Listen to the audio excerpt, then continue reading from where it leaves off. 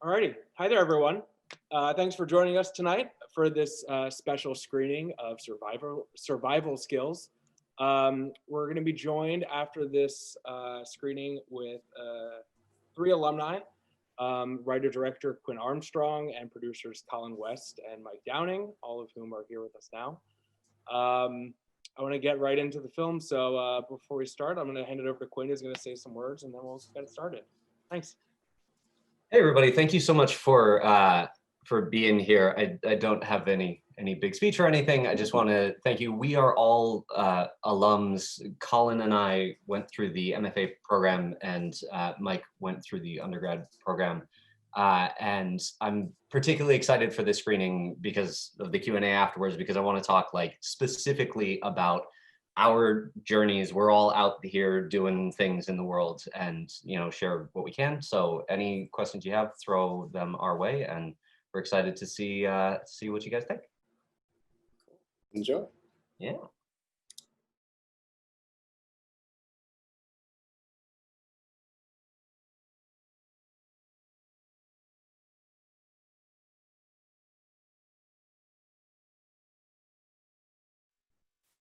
Hey.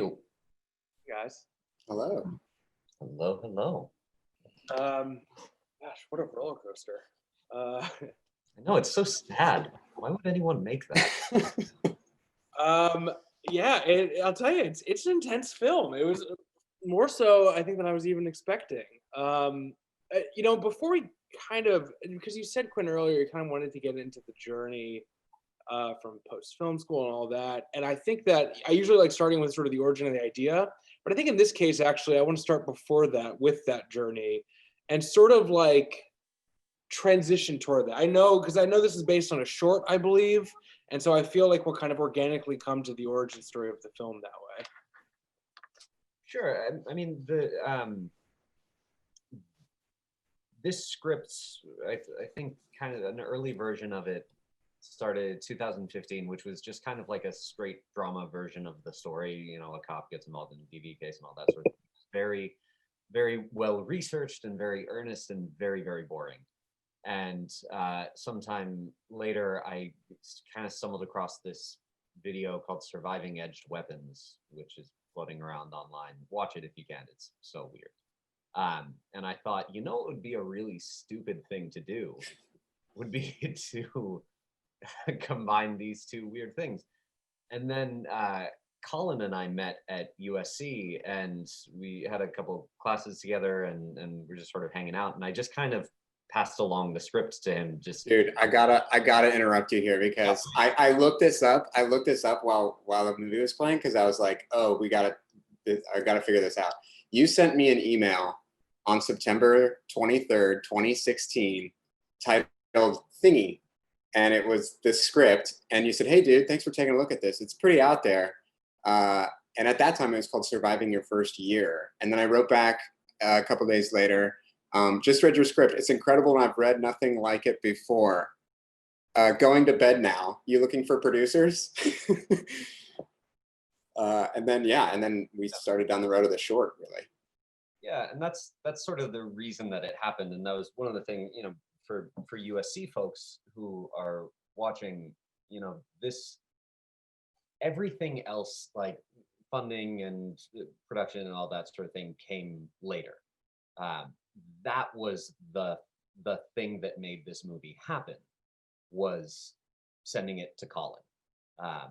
And I am very grateful that I did, because it's very different to go out into the world being like, I wrote something, I think it's good, I don't know. And it's very different to have someone whose opinion you respect and who you trust say no, this is a good thing. We should put actual effort behind this, and it's not like a waste of time. But yeah, then. But I mean, the short wasn't really, to answer your question, Matt, the short didn't come first. The feature came first, and then the short was second, right? Was it proof of concept?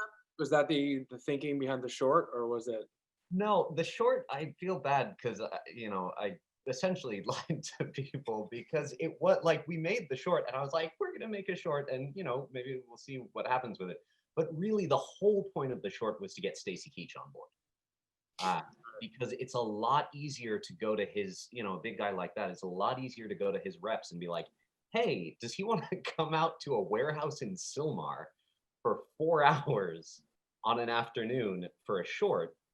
It's a lot easier to sell, an afternoon than it is to be like, hey, this is a feature. His name's going to be, it's going to be a whole thing.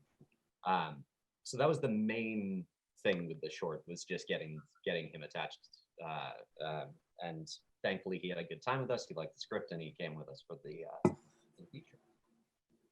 I want to unpack the script more, but since you mentioned this, spending 4 hours in a warehouse, I think one of the things about the script actually that lends itself really well to micro budget filmmaking is kind of this self-reflexive style of how it's constructed, and that like the sets can be a little contained in some way. And I'd love for you to kind of talk about both what that production value is like, and also kind of to what extent you were conceptualizing it that way when writing it. Like, were you thinking about, is this a feasible script to make, or is it just an idea, The first time I wrote this script, I wrote it in Microsoft Word in all italics for some reason.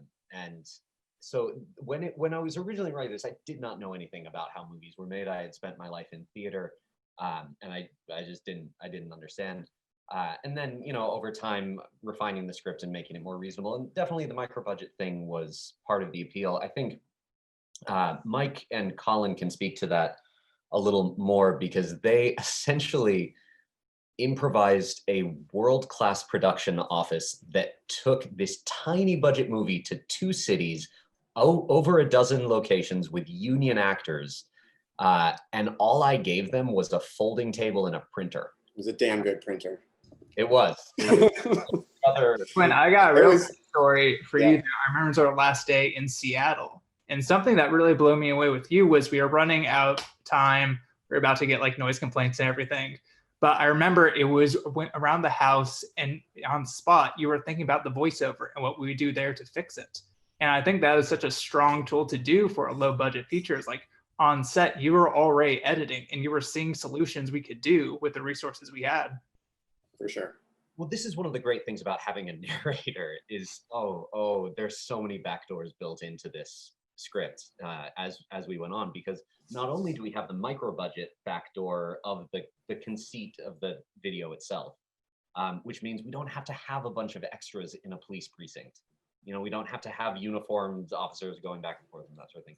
But also, we shot Stacy's stuff almost 4 or 5 months after we shot the main chunk of photography. So we had edited the entire movie, found all the problems, and like, okay, we're just gonna band-aid this here with Stacy's voiceover. Can you tell me a little more about that? Just to sort of how the evolution took place, and specifically kind of how the story might have changed in that transition? Sure. Colin, is Kira still there? No, she left. Okay, so Colin is working with our editor Kira on another project right now, and I was going to see if I could rope her into this. So the script remained pretty much substantially unchanged. We didn't shoot like a whole nother act that we didn't end up using or anything like that. We pared things down. That was really the whole process. Was we had this very chunky film that wants to feel kind of chunky. There are some like narrative dead ends in it and some weird scenes that it's not elegant and smooth, and nor should it be. It's a weird training video from the 80s. And so a lot of the editing process was just modulating the level of awkwardness and how much we needed to walk people who were coming into a conventional movie through the story, and how much we could be weird. Well, what about, you could speak to this, Quinn, too, like about how the phone call changed. That was a big change that happened with the narrator. That was a fucking nightmare. So the scene where Jim calls Leah, the wife, and makes the sort of big offer. The original version of that just played through. There was no rewinding. There was none of that narrator trying to force the thing. It just, like, the narrator sort of piped up and objected, but there was none of the rewinds. We just couldn't get it to work, and we just couldn't get it to work over and over, because it's the major pivot point that takes us into the next kind of major action for the lead character. And I was just sitting there, it's like, oh well, this is awful. And I think it was Kira who had the idea for the rewinds. Probably. Yeah, that's she has saved me so many times. And I think we talked about it, we hashed out the idea. I left, I went for a walk, and then I came back like 2 hours later, and she had it essentially in the form that it is now. Well, and that became a thing where then we went back to Stacy Keach, speaking of the narrator solving these problems, and it was like honestly, some of the best jokes, like what a police officer doesn't make the same mistake 3 times, was just like a crazy sort of improvisey thing. But yeah, I think it all kind of came together with Keach in that regard. My favorite thing is the knife wounds stuff. We didn't have anything there, and I was watching it, I was like, we're watching a lot of violence here right now. We need to leaven this a little bit. And I brought in this long list of gags for Stacy, and I was worried he like kind of wouldn't get the vibe and that sort of thing, but immediately we did like 4 of my long list, and I was like, that's great, that's perfect, they're all perfect, you're so fucking good. The vibe is so interesting in that, like, you start off in this tone where, like, I was under the impression coming into this that this was going to be basically like a comedy, and great, because granted, I wanted to also keep a distance. I like sort of being surprised by when bringing in something new, but you're balancing a lot there. Where, like, I loved how you mentioned like the awkwardness of scenes. I think that's such a critical element of this, where there are these moments where a scene, you really give it time to breathe, and then you give it more time, and you kind of really like stew in that moment. And I'd love for you to kind of talk about that process, and how you conceptualize how you wanted to approach tone. Tone is such a weird sort of. Don't ask Quinn about tone. I don't like it.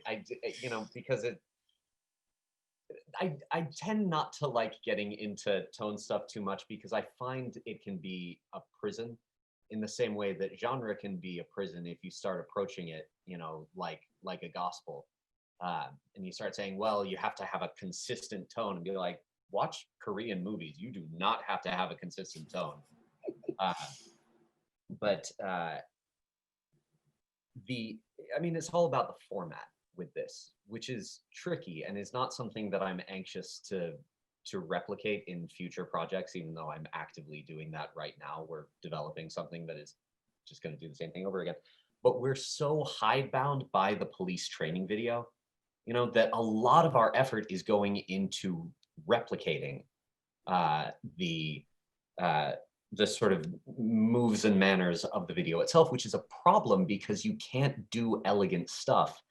And at the end of the day, when you have 5 more shots to get, and you have 30 minutes in your location, and it's a really important scene, elegance is what saves you, because you're like, okay, we can conflate these shots and we can do this as a one or whatever. And we couldn't do that. So the tone was a result of a frenzied attempt to lock down our scenes on set, and to always lean into the weirdest possible solution to any problem. And that's like granular stuff, and doesn't really address like global tone, but that for me is a post issue, But there also is this, like, I think to me that I think I get why you say that you don't want to get boxed into a sense of tone in the traditional sense, but to me, the tone of the film is very clear, which is jarring. The idea of the film is it's just jarring at every level, just jarring in different ways and for different reasons. Yeah, and that comes later. That comes in post. The issue that I have around the way we talk about tone in the script and production phase is that it cuts off some of your angles of discovery. I would much rather, and this is an ideal situation that you can't always have. I would much rather just like treat the footage like a lump of clay and get out the other end of production and be like, all right, what are we going to do with this? And then discover tone there. But also, like, you would be stunned. I know these guys can speak to it. You'd be stunned how much the VHS does for us.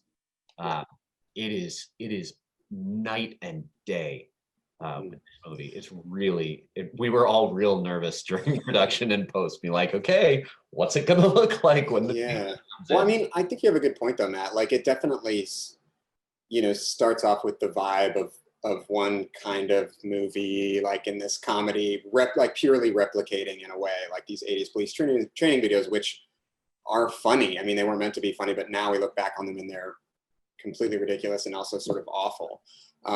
And so, but, you know, we were also trying to hint, whether it be with the VHS conceit, you know, bits and blips, or whether it be with like the sort of subtleties of Keach's like warning and beware kind of stuff early on, that was like, oh, you're watching this police training video, but it's got something else to it. Like, we're not just going to throw a VHS filter over the thing and let the whole thing play out. Like, we're going to be careful with how we use it, you know.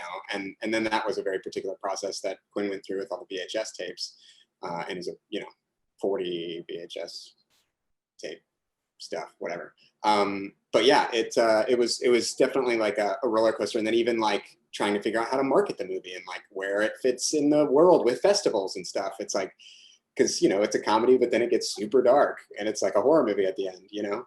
But that's kind of why I was drawn to it in the first place. I was like, this is unique. I've never read anything like it, you know. Tell me more about the marketing angle and like the festival aspect, because I can see how that would be tricky. Sure, it definitely was. And it was a conversation. I mean, Mike can speak to this too. We actually, speaking of USC, we took the trailer and poster and stuff to one of Mike's classes in his last year, and like had almost like a, well, you can speak to that, Mike.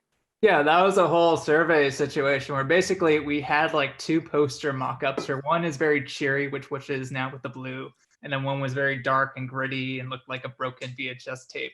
And we did a side-by-side comparison, asking which people liked more, going back and forth. So that was a whole situation, trying to figure out, how do we market the tone? Is it horror film? Is it comedy? Is it a thriller? Going back and forth. And really, like, what we understood was it was the 80s nostalgia. Like, that can be a genre of itself moving forward too. And then some of the other crazy marketing things we did was an internship at a sales company, and I stole us some passes for AFM, which is this big like market situation there. So like, I came down, I handed Colin and Quinn some of the passes. They snuck in. Then Colin grabbed Quinn's pass, ran out, gave me the pass again, and we just snuck in, and we just kept meetings, because this whole festival is like just sales and distributors and hotel rooms, and you can just go into rooms and just pitch whatever you have over and over again. It was fun. I would love to know what was like the elevator pitch that you used for those distributors for this film? Like, what was your log line, I guess you could even say, that you pitched to them? Well, I mean, AFM, one of the things we learned, I think, at AFM is that AFM was not the place for this movie to best shine. We needed festivals. We needed, like, because any sales company, I think, would look at us and be like, okay, like, where's this gonna go? What's it gonna do? And so we went to AFM, we talked to some great people, and we got some very polite sort of like, okay, you know, come back to us sometime. We like it, but, you know, come back to us sometime. And then the dam sort of broke with us when, so we went to Cinequest, and then we got through half the festival, and then everything shut down, which was weird. But then there was radio silence for 2-3 months, and then we got into Fantasia. And Fantasia was where the dam broke for us. And once we had that, I mean, people generally just don't want to be made fools of. And so they generally will just, you know, there are some people who are different and who are willing to take big risks, but overall, people generally want some sort of insurance, some sort of like, oh, well, these guys liked it, that sort of thing. And for a movie that is this weird, I can't imagine it on a different route than festivals. You know, so we can get to the sort of how the pandemic affected it as well. I'm sure that's like a whole thing. But the other thing that really struck me about this film is how interesting it is to make a cop tutorial video in a time when the call for police reform is probably at its highest it has been, certainly in my memory. And I would kind of love to just hear sort of your response to that, of how that, yeah, just kind of like what you were thinking and when that started to come up, and how, you know, you wanted to navigate that situation. I think both these guys can probably remember 2 separate phone calls where I called each of them. This was right after we got into Fantasia, right around the murder of George Floyd, and I both of these guys will remember a call that they got where it was like, we have to pull the movie. We can't, like, I got very upset because I didn't want it to come off as propaganda or anything like that. And now that seems absurd to me, that it would be taken that way. But it's tricky because, like, I worked in domestic violence shelters and I've been in that world for a long time, and I have authority to talk about the police in that capacity. I have zero authority to talk about as like a knowledgeable party or as an aggrieved party to talk about police brutality. But you also can't not, you know, because that's a big part of what the police is in this country, is a, you know, essentially a paramilitary force. But it was weird because we didn't prep for that. We prepped for a movie about the way that the police interacted with domestic violence cases. And there was no changing the movie at that point. So it really became a process of reflection, I think, for all of us. I can't speak for you guys, but that at least was my experience. Yeah, definitely. And even, like, you know, the movie being about, you know, domestic violence specifically, but also touching on, I mean, it's a police training video, and the conversations, you know, to this day from, you know, the George Floyd on are about how police are trained. And yes, this is more specifically about domestic violence, but, you know, as it pertains to the system itself, I think, like, you know, that's kind of what we were looking at in a broader sense, was like how the system is broken, you know, and you know, these training videos being like essentially at the core of a problem.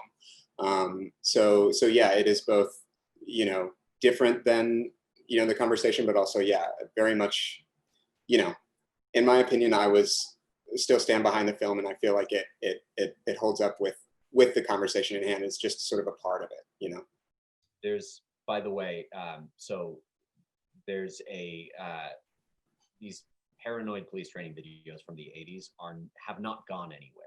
The way the police are trained now is exactly the same. There's a dude named Dave Grossman who has this philosophy called killology, which essentially says police should be prepared to kill citizens. He has lectured all over the country. He's an awful man, awful man, and bears, I think, a fair amount of the sort of philosophical responsibility for where the police are at with militarization now. But anyway, Mike, I think. Yeah, and just adding to the point there, where there's the one scene where Jim goes to the shelter and you see just how under-resourced they are. And it comes down to his responsibility. We're like, I'm going to let these people stay at my home because there isn't resources for this one's particular issue, kind of thing. And I think it goes on to like the discussion both sides were having, where like the police are doing like too much, and we need like individual groups to come together and like help support these issues. Yeah, it's sort of, you know, morality kind of becomes irrelevant on a sufficiently large social level where it's not, and I in my opinion, this is one of the ways that the movie is extremely critical of cops, far more than it would be if we had presented a story of a bad cop, is that even a good cop, even a morally perfect person who is everything that we say we want police to be, can't function. And that's really the problem. I say with, you know, very little authority, and you know, if anybody who knows better, please educate me and contradict me. But that's my opinion, at least. So, kind of to that note, one of my readings of sort of where the film goes toward the end is this concept of like, this is the inner monologue of a man who's falling apart because he's overwhelmed by the responsibilities of his job in that moment. I don't really know how to rephrase it in a question other than that was my reading, and I don't like putting filmmakers in a position where I ask them, so what did you mean by this? You know, like, but I would love to kind of just hear you reflect a little bit on some of the thoughts that you had in the process of where you took the film in the end, especially from the moment where the fake credits roll to the moment where the real credits roll, when we're in sort of the more real, you know, world, if you will, in terms of the aesthetic. Part of it is just plagiarism. My favorite ending to any movie, I think, might be Blazing Saddles, when they bust out of the studio and it just becomes chaos. And this is kind of a real dark, concentrated version of that. You know, it's about setting up resonances. You know, it's not necessarily about, like, for me personally, sending a message, because I'm just not good at that stuff. There are some filmmakers who are amazing with that. You know, Ryan Coogler is amazing at, like, this is what I'm doing. Everything, you know. But for me, it's about, like, setting up possible directions.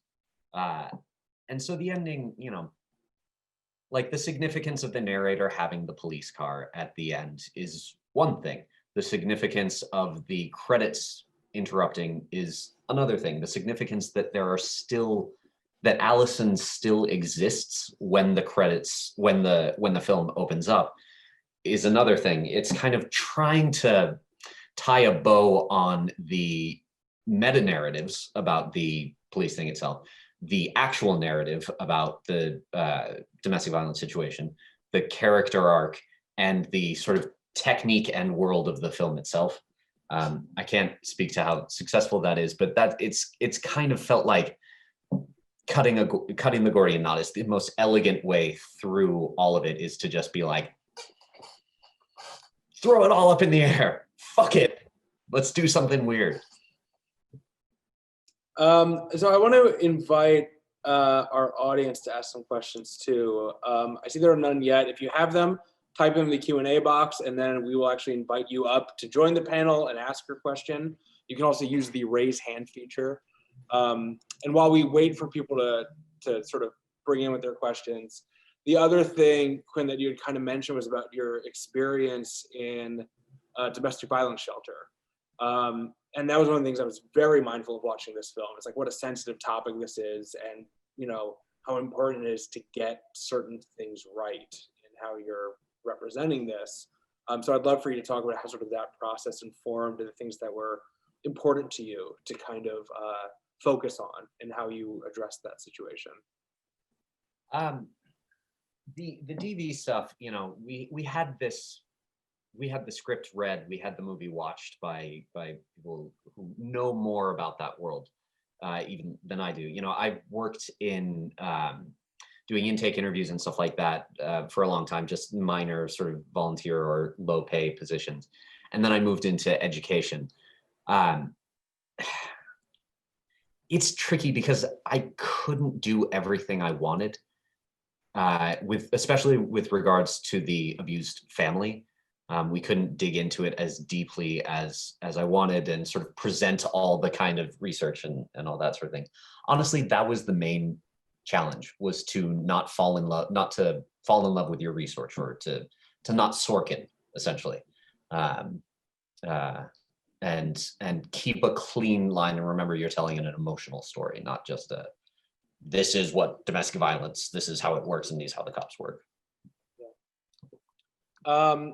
I see we have a question from Rob Smat, who I'm going to invite up. And this is perfect because I wanted to talk about the pandemic, and it seems like Rob has a question that is steering us toward that direction. So let me see here. Where are you, Rob? promote the panelist. So Rob, you're welcome to just turn on your audio and ask her a question. You can turn on your video as well. It's totally up to you. Hi, Rob. What's up? Hey. Hey, Rob. Thank you. Happy birthday, Mike. It's Mike's birthday. Awesome job seeing it again. And I don't know if I didn't hear it mentioned earlier on, but you might have said something about it. I mean, super unique. You have had a hybrid film festival run, and I think that's just like worth talking about. Like, I don't even have a real question besides what was it like to be in the last film festival ever. I mean, I'm sure Colin and Mike, you had your particular experiences. I'll say for me, it's a blessing and a curse, because on the one hand, you're not physically present, and that makes it harder to do what we go to film festivals to do, which is to meet people, to meet filmmakers, to meet all the mechanics of the industry. But on the other hand, it gave a tiny little movie like us a big opportunity, because no one knew what was going on, because it was chaos everywhere. We really managed to leverage, in a few situations, going directly to audiences. This worked well for us at Fantasia and some other places where we just went straight at people through social media, through Discord channels and the virtual lounges that they set up.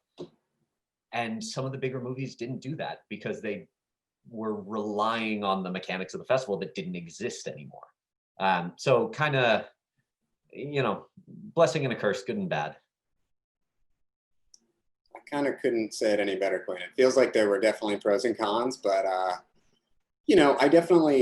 don't think film festivals are dead. I think they're definitely going to be around. And, I honestly think that there is, all of y'all right now just watch this movie via a form of a festival. This is just what it's like to be at a film festival in 2020, is basically on a Zoom link, and it's successful. And I think for our movie in particular, it was funny, watching this on Zoom, because I feel like the frame rates are slightly different, and then it, how it matched with the VHS and the drop frames and stuff. It was it all kind of still worked. And it was this very interesting, for us in particular, this kind of analog meets true digital, internet digital, delivey. And we had some time to, we're at the Draft House here soon, and we were at Lamley theaters and stuff like that. And it would have been cool to see it in person, in a theater. But it's also rad to be across the country in these different virtual theaters too. So yeah, I think it's pretty cool. I think we played something like 30 virtual theaters, and there's no universe where we would have played 30 physical theaters. It was great. Yeah. And, it's definitely less attendance and all that sort of thing, but it's also, can make more connections, and maybe next time these places will come through for us. There's also the fact that we had a finished product right as the pandemic started, which halted just film production all across the board for quite a while now. So we kind of had a unique product where it's okay, there's low supply at this moment. So that gave us more leverage for other festivals moving forward too, and also talking to distributors and the media. Mm-hmm.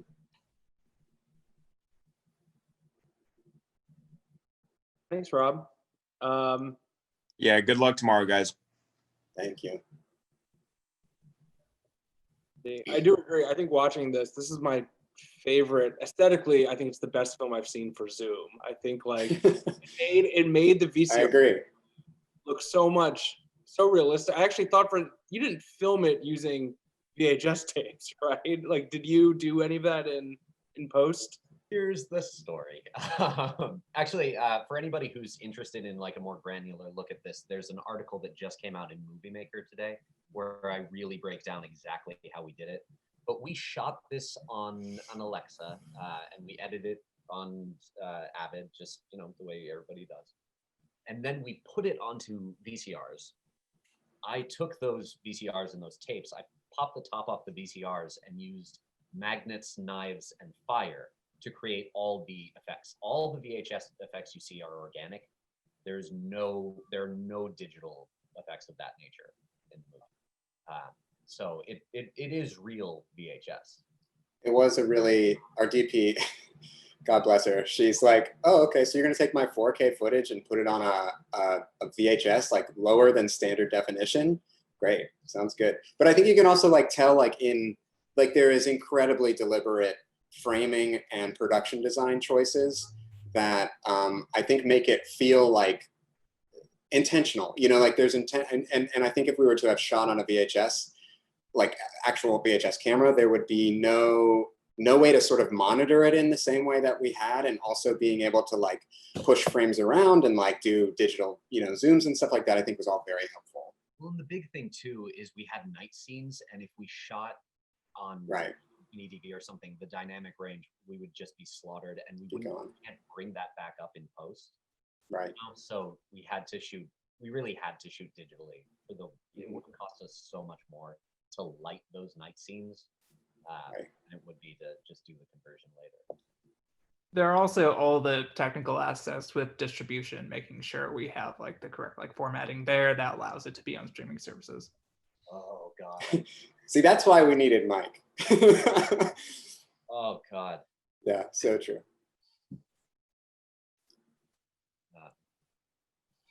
I see a question. Yeah, we have one more from Cision here. She had said in the chat that she doesn't want to speak, so I'll read it for her, which was, what was the budget and how did you all approach financing for your first feature? What are you making next? So the budget, what we have said is the budget is under $1 million when we go to meetings and stuff like that, it was around what, $170,000, I think, and then a ton of sort of in-kind stuff. And we had partnerships with Movie Maker magazine, who provided a lot of our posts, and we really stretched that money. The financing, this all came together sort of independently through kind of the old-fashioned weird thing. I wish I could give you like the go do this and you'll get financing. For us, it was essentially I harassed my dad was a stockbroker for years. We're not a wealthy family, but he knew a lot of wealthy people, and essentially I just harassed everyone he would let me harass until I sort of got this group of dudes together who had nothing better to do, and each kicked in like $20,000, basically just so I would leave them alone. And onto that, so it's basically all a private equity kind of deal.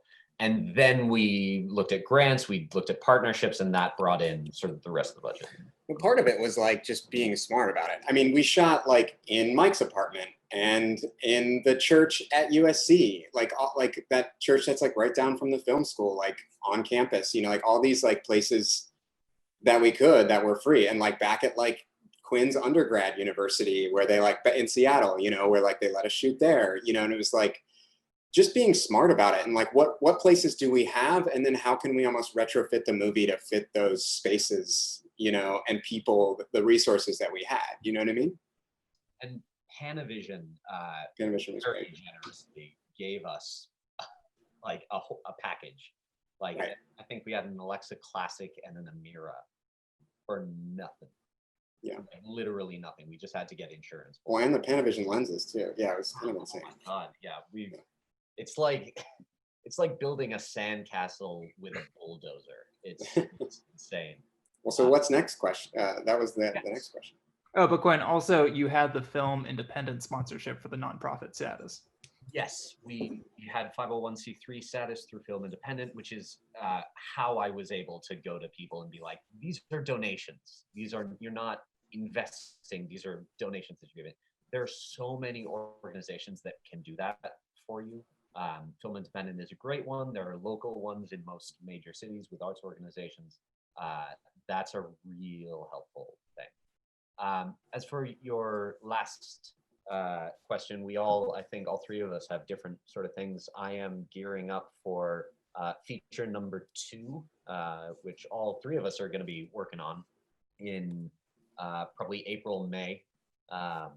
It's called Dead Teenagers. It's what it sounds like.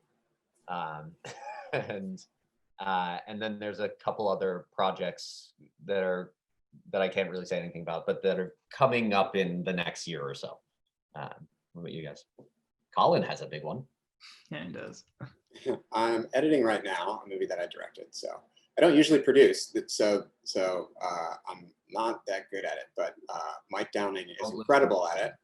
What are you doing, Mike Downing? No, actually, real quick with that, I kind of just love the waterfall situation where it's like the reason you came on was you produced Quinn short for survival skills, and the reason I came on was because I produced your USC. Right. And gave me a producer credit. Quite the waterfall. Yeah. Right now, I'm working on writing a couple projects, but I'm also working full time at Netflix right now in their production finance department for original films. So mostly just spending time there, learning, and just seeing what I can do there. I'm also going to. I'm not gonna allow either of you guys to be as modest as you're trying to be. Colin, first of all, is an amazing producer, but he is a phenomenal writer and director. Is there a reason that I shouldn't talk about the big project? No, it's out now. Yeah, it's out. in So deadline. Colin's has 2 features happening in the world, but the big one is called Linoleum. It's with Jim Gaffigan, Rhea Seehorn, Tony Shalhoub. Like it's so good. It's I've read the script. It's yeah. Thanks, man. And yeah, I think there are like 3 or 4 projects that we've all talked about working on together at some point in the future. There will be more. And come talk to us about it. DM me on Instagram. We'll talk. I want to hear about what you guys are working on, Agreed. especially if you're in the Pacific Northwest. What about you, Matt? What are you doing next? I'm a PhD student, so I'm a little busy. Love it. But Colin, if you send me your film, though, we can screen it here next. You'll be the next. Sounds great. Awesome. Mike, I want to come back to you though, given your sort of finance expertise working at Netflix, and then you had mentioned the film independent grant and stuff. I think that's such an interesting concept of it's a great opportunity, but promoting it as like, these are basically donations. This is a nonprofit status. I kind of want to get into the weeds with you about that and hear just about how that works. I think it's such a great model for, when you're a young filmmaker. Yeah, I contribute all that to Quinn setting up, but just breaking down, I think what he did well was it's not so much a financial thing. It's all about a pitch thing, talking to investors. It's like, 1, it's the nonprofit donations. 2, he had a short, so he already had proof of concept to explain something very complicated to them. 3, he had Stacy Keach on board. 4, he had access to all of us college kids and like our resources, and not to be derogative, but cheap labor in a sense, kind of thing there. So we had our resources, we were scrappy, we had something we showed we could work with there. And then it was just like going up from there essentially. So, and then also I think the biggest thing was this was chopped up into essentially like 3 shoot periods. So we had 2 weeks. So first one was all LA, then a week break, and then Seattle. And then there was, what was it, like a 8-month break? Or no, it's not 8 months. It was like 4 months. Is that right? 4 or 6. Yeah, 4 or 6. And I think, honestly, there's a lot of pro and cons between, I've done it both ways. Like, one, shooting a feature just nonstop, paying extra days, getting over with, and then this one breaking up. And both have their pros and cons. The biggest pro is that doing it all together, you get lower rates overall for renting your gear. But also the fact that breaking up, you can really consolidate your hot costs, and you can go back and you can rebudget essentially and see like where you can go up more, where you can change. And it also gives you it's like to reassess your crew. Like, do we need this many people? Do we need more people? Do we need to swap out? Is this the right equipment we should be using? So I think both ways it goes to just seeing how you allocate resources back and forth. Can you elaborate a little more on sort of what evolved then between those 2 shoots? Like, what were the things that you were like, here's where we're going to cut costs and sort of pivot? I think here's a great situation where it was our second day and we were shooting at a prison complex kind of thing. It's basically like it's not a prison, it's an ICE facility, which is even worse. But yeah. Anyway, the second day, Colin, we can both talk about this, but it was probably our worst day there. It was just me and Colin realizing like it's two of us, we're super unprepared. We had just a very small crew. And like our first AD was very seasoned and he was like a little annoyed with us for like how unprepared we were. And we just like at lunch, we had to stop and be like, this isn't working. This isn't the situation we can go through with the rest of this. And we just brought on more crew at that point. That was like the only situation we could realize. And we realized that if we bring on more crew, we're going to save money in so many other ways moving forward. So I think it's the biggest thing is like making sure you're willing to put in the extra money if you see the risks. Like you have to understand which risks are coming up and putting in the money as a precaution. That's the point of having contingency in the budget, is having at least like 7 to 10% to be able to catch this stuff before it gets worse. Well, I think, Mike, you have a good point too about like also knowing when to do that and then when to cut the corners, because one of the most like, I don't know, not fun things, I wouldn't call it fun, but one of the like most interesting things we did to save money was rather than like, because we needed to mark off parking spots for like locations in Seattle in particular, like where we were shooting, you know, in these buildings and we needed parking spots. So we told the city that we were residents who were moving and just needed like room for the truck in the morning, that we were gonna come move our stuff. And so they blocked off the road for us for like $15 rather than, you know, $1,500 if we were to say we were like, you know, making a movie. So they coned it off for us, but then like, you know, but then of course, like they showed up and like, we're like, so, you know, this is like not for this kind of thing. It's like for people who are moving. And, but then we were just nice to them and they were like, okay, well, this film sounds cool. Like it sounds great. And like, you know, whatever. And then they left, but it was, it's kind of knowing when and how to like, yeah, I guess sort of like play your cards right in that regard, you know? There's also just taking the fact that you're students. So we could play either way. Like one point I had to keep calling people asking if we could rent a motorcycle. And I would switch back and forth between who I was calling, where if it was like a business, I would say, hi, I'm like a student. I'm really looking for help, all this. If it was an individual, like just like a random person, I say, this is for a big feature film kind of thing there. And it kind of changes their perspective and they want to be more engaging. There's like one guy who like, we need a motorcycle. He lived a mile away. And he's like, the engine doesn't work, but I'll carry it over for you to use kind of thing. And he kept calling me. He's like, is this for Daryl on The Walking Dead? I'm like, no, I'm sorry, man. Yeah, and then there's also, again, student stuff. Like when we use my house at USC, I kind of worked around that. And when I had my landlord sign the authorization form, like it was all correct. It was our LLC and everything. But I'm like, yeah, this was for a student project because I'm in school kind of thing here. This is like my 480 essentially, and you're just allowing me to do this, and they're just having to do the paperwork, which I mean wasn't wrong. I'm like, I'm in school, like this is what I'm learning and doing this work for. I think the thing is, you know, you can cut corners and you can do crimes and all that sort of thing with most stuff, just not with safety or insurance.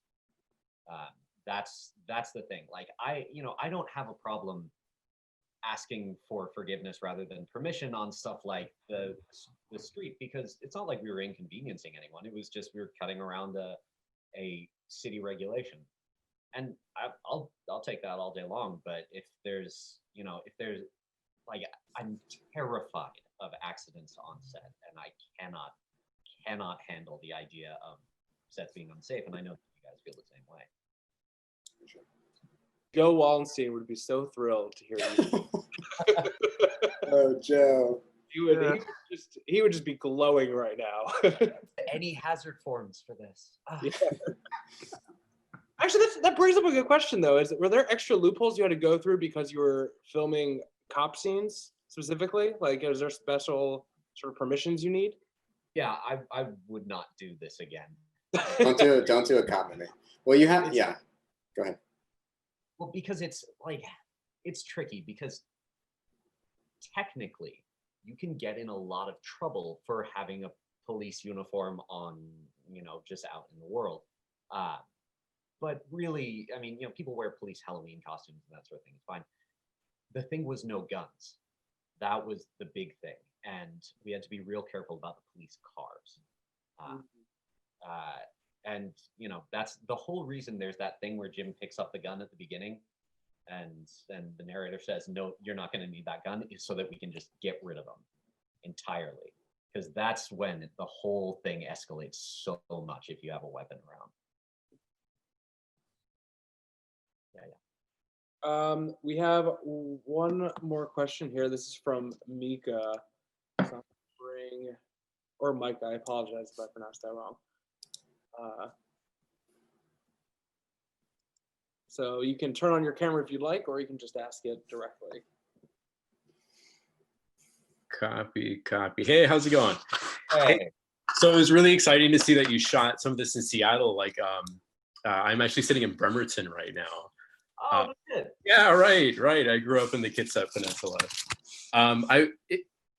My question was, what are the pros and cons of shooting in an area like this where filmmaking is kind of a novelty? Like, I know you can get away with a lot, like with locations and everything, but the trade-off is like it's hard to get like rentals and experienced crew. Like, what was your experience shooting at least part of a feature in the Seattle area?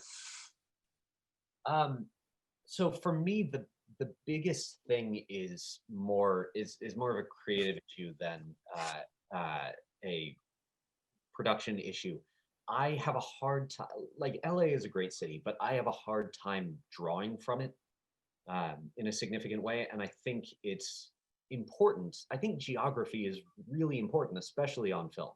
And I think having a sense of place really matters. I mean, this movie is tricky with that because it's fake. But I live up here now. I come down to LA when I need to. But I'm up here so I can build a community. And you can do that in LA, you can do that wherever, but I was an actor here for years and years, and I know a lot of people. And it's true, it's harder to find cheap rentals, it's hard to find equipment, actors, if you want any name, you got to fly them up and all that sort of thing. But for me, it is all worth it for the creative rewards. I love the Pacific Northwest, and I think it's undershot. And I'm excited to build a feeling, a particular Pacific Northwest kind of horror-inflected feeling. But I think these guys could probably speak as well to the sort of production issues there.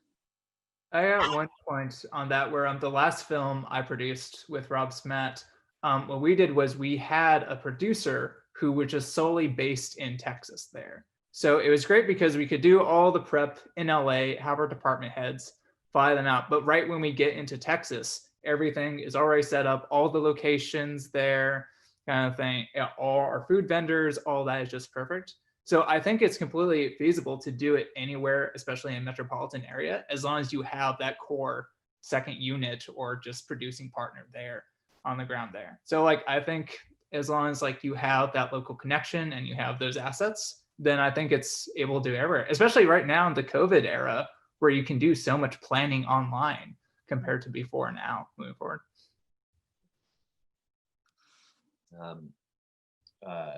Colin, did you have anything for that? Not really, I suppose. Micah, get in touch with me on Instagram or Facebook or whatever. 100%. Yeah. Cool. Thanks for talking to us today. This was really cool. Our pleasure. Thanks, Micah. Thanks, Micah. Thanks. My mouse isn't working anymore. Okay, well, I will say Seattle, I know a few people have come through the Seattle film scene. It's a really great place. I'm going to give a shout out to Lynn Shelton, who was so sad to have lost her this year. I think she was one of the greatest to she was such an icon in that area too. It's a tricky area because there's a lot of talent, and there's especially a lot of acting talent. I mean, some of the actors in Survival Skills and all around are just phenomenal. But there's just no investment here.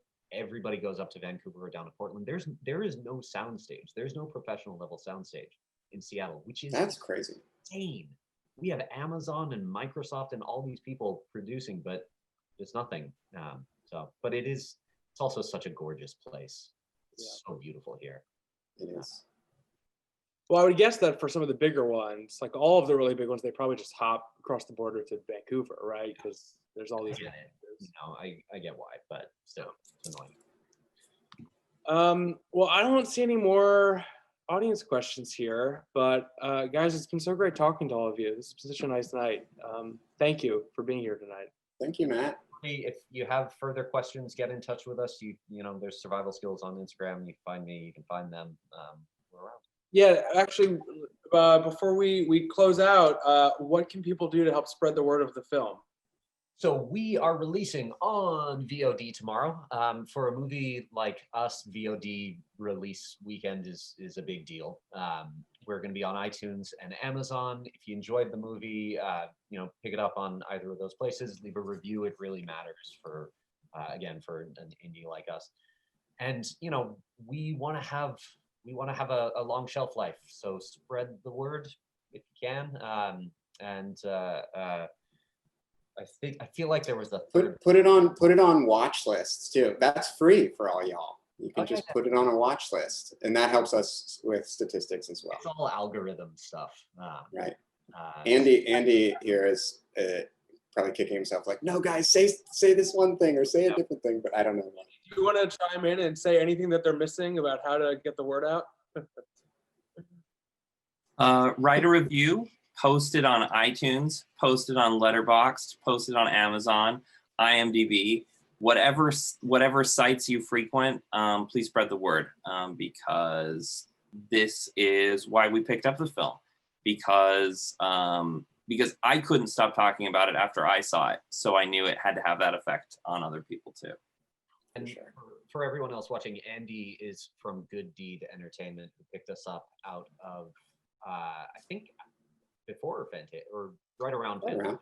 A week before Cinequest is when I saw it for the first time. Right, yeah. And they are great folks, and that's also something that I don't think we had a ton of time to get into today, is like the distribution side of things. But again, if you have questions about that, get in touch. Yeah, I was hoping to bring Andy in earlier, but I'm so enjoying talking with you about the film. We didn't really get to that point. But Andy also is a former PhD student of USC, so he completes the foursome of USC representation here. 5 of you, including myself, I guess. So thanks so much, guys. Audience members, do everything that Andy said. Spread the word. Colin, I meant what I said. Send me your film, and we'll bring you back here for that one. Sounds good to me. All right. Take care, everyone. All right. Bye, y'all. Bye.